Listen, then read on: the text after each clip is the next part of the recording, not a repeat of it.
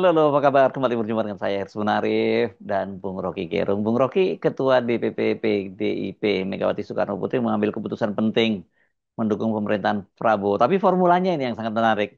Tidak menjadi oposisi, tapi juga tidak berkoalisi, tidak masuk ke pemerintahan. Dan posisinya itu sebagai penyeimbang, begitu Bu Ibu Megawati menyebutnya.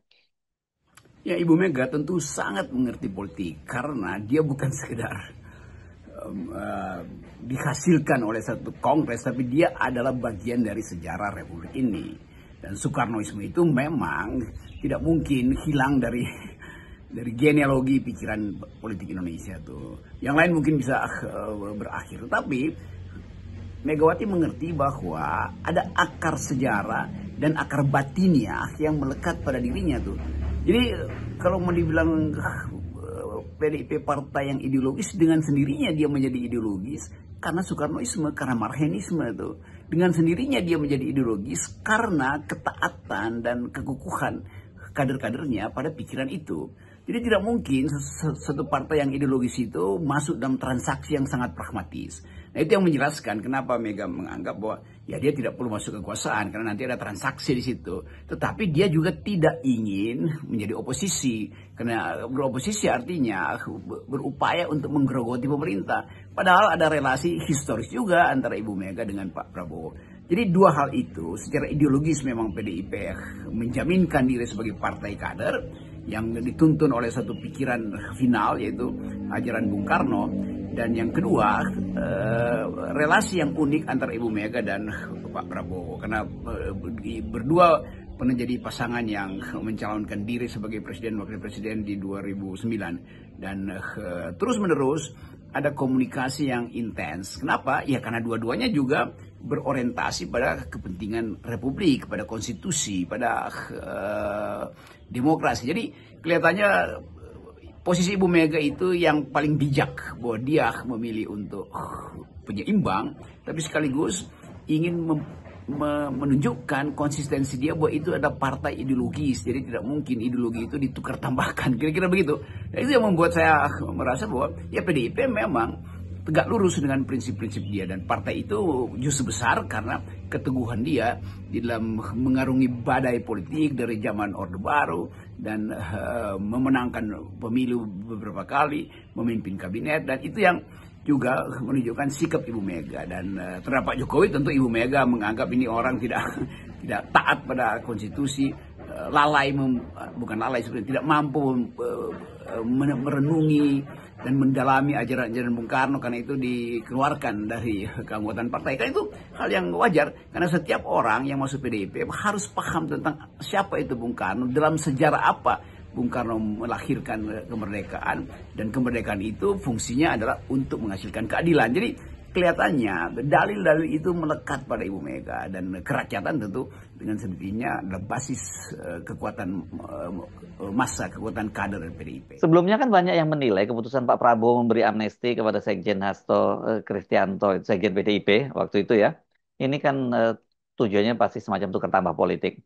Tapi dengan keputusan Ibu Mega itu semuanya menjadi lebih clear ya, tidak ada transaksi politik dan semua keputusan konstitusional Pak Prabowo itu abolisi dan amnesti itu jadi sikap kenegarawanan dari Pak Prabowo, secara tidak langsung ya jadi seperti itu.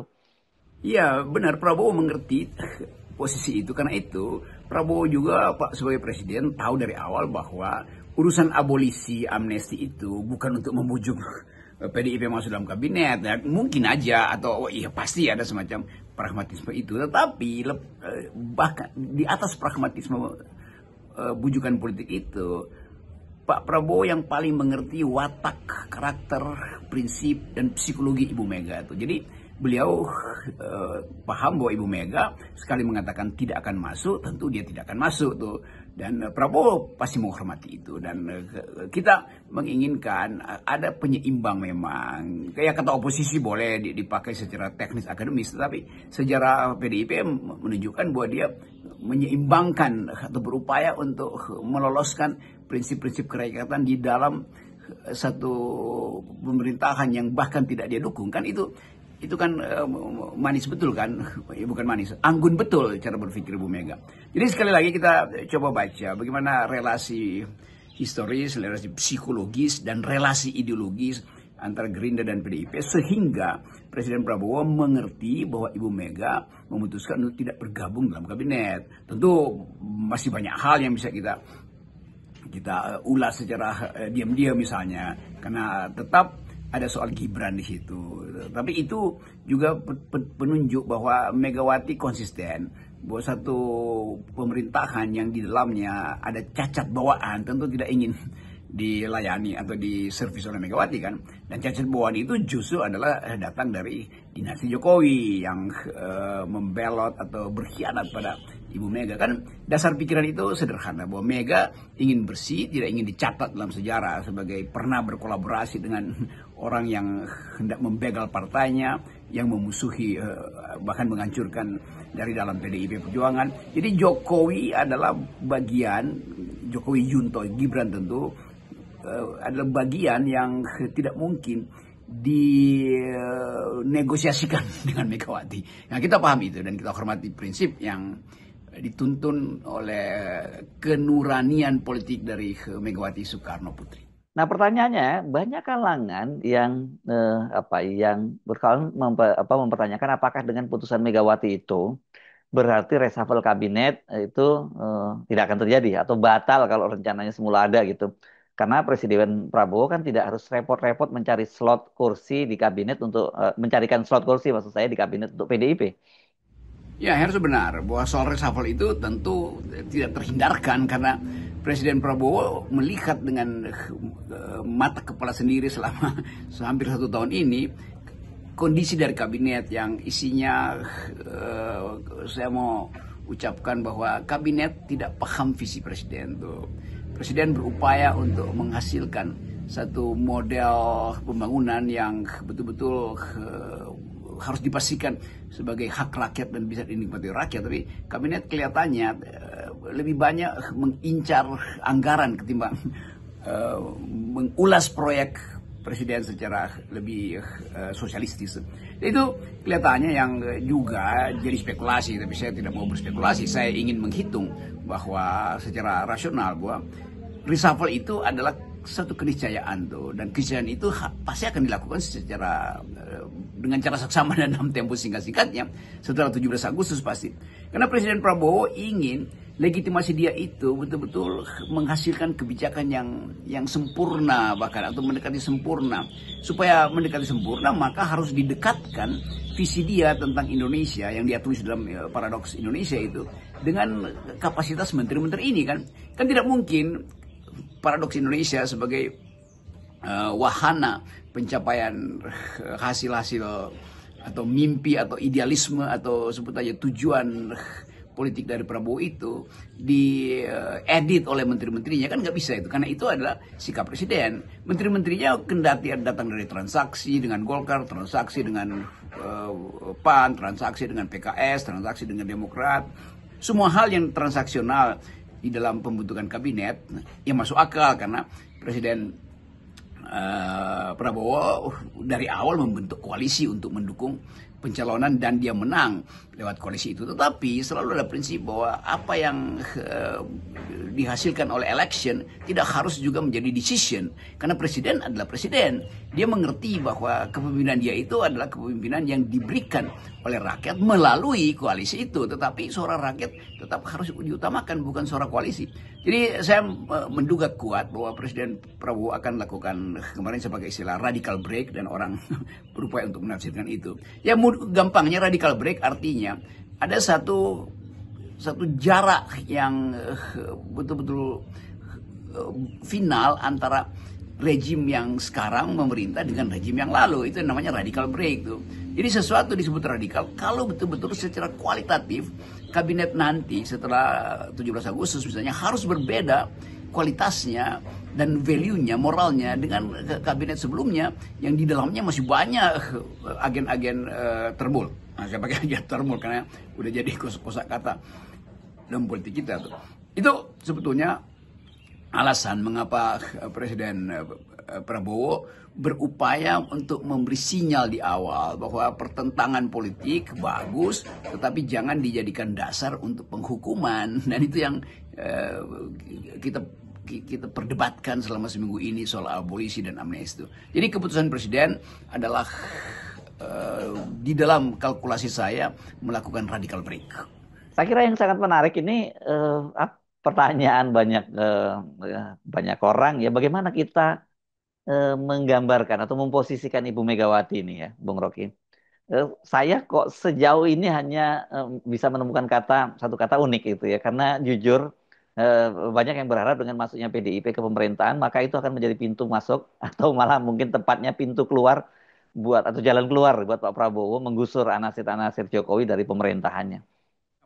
Posisi Megawati memang unik. Dia mengendalikan politik justru dalam kondisi semua orang ingin mengintai apakah Megawati akan menempatkan orang-orangnya di kabinet dalam kondisi ada Gibran di sana, kan itu sebetulnya kalkulasi publik terhadap posisi Megawati. Tapi saya kira Megawati kendati mengerti soal itu, tapi dia tetap menginginkan satu pesan moral bahwa apapun yang dihasilkan oleh kebijakan politik, dia harus dilindungi atau berbasis pada satu ideologi.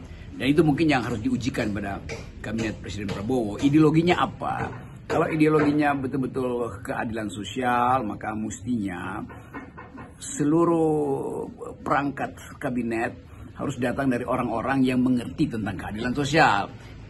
Bukan sekedar landasan akademisnya, tetapi reputasi dia selama ini atau track recordnya, apakah sang menteri itu paham bahwa Indonesia harus dihasilkan melalui satu politik ideologi yang mengutamakan kemakmuran bersama.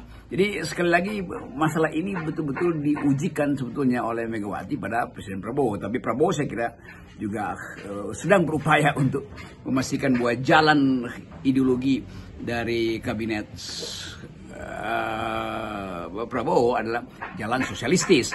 Kira-kira itu yang bisa kita simpulkan sementara supaya ada semacam pegangan untuk menilai apakah posisi Megawati nanti akan akan adaptif terhadap program-program Pak Jokowi,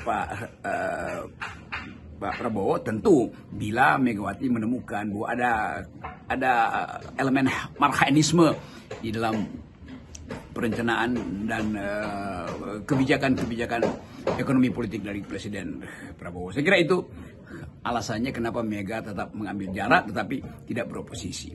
Sementara tentu Pak Jokowi atau geng Jokowi mulai ada di dalam satu suasana yang ya boleh disebut cemas, gelisah karena beberapa menterinya terkondisi sebetulnya terkondisi korupsi sebetulnya. Jadi sekali lagi itu yang mungkin bisa kita lihat ujung dari permainan politik hari ini dan apa yang akan kita saksikan setelah 17 Agustus.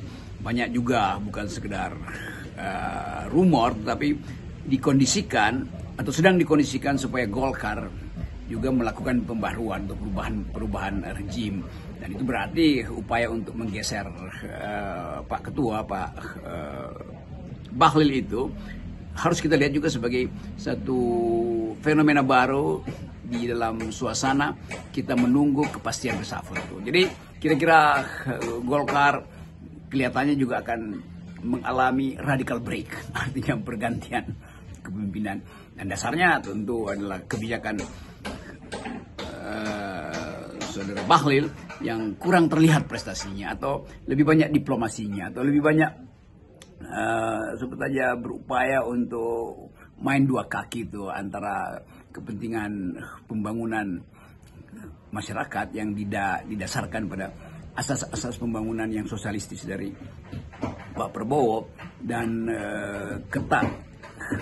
sebut aja ketakmampuan Gibran untuk mengambil jarak dari oligarki junto dari Presiden Jokowi. Jadi sekali lagi kita tunggu perkembangan itu dan sambil mengucapkan salam akal sehat, kita pastikan bahwa negeri ini harus dihidupkan melalui politik yang sehat dan bermutu. Salam akal sehat.